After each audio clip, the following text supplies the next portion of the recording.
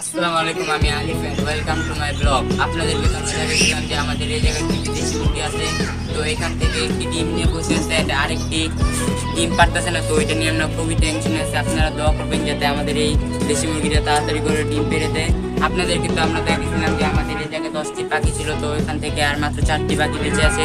তো আমরা ভাবতেছি নতুন পোষা বাণী হিসেবে আমরা কোয়েল পাখি আনবো। তো কয় পিস কোয়েল পাখি আনলে ভালো হয় আপনারা অবশ্যই কমেন্টে জানাবেন। আপনাদেরকে তো কালকে আমরা দেখাইছিলাম যে আমরা আমাদের পুরো ছাদটাকে ক্লিন করছি। তো ক্লিন করতে করতে অনেক রাত হয়ে গেছিল, ওই ফুটেজগুলো আপনাদেরকে দেখাতে পারিনি। তো আজকে সকালে ছাদে আসার পর আমার মনটা খুবই ভালো হয়ে গেছে, কারণ ছাদটা পুরো ক্লিন ছিল।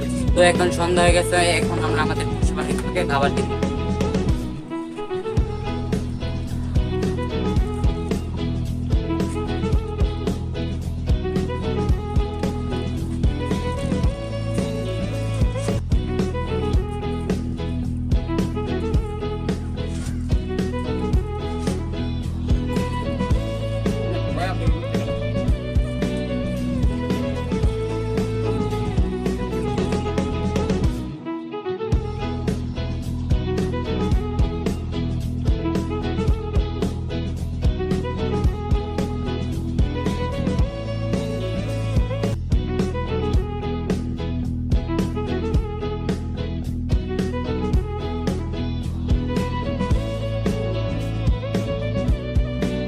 আপনারা দোয়া করবেন যাতে আমাদের উপরে গলা ছিল মুরগিটা তাড়াতাড়ি করে ডিম পেড়ে দেয়।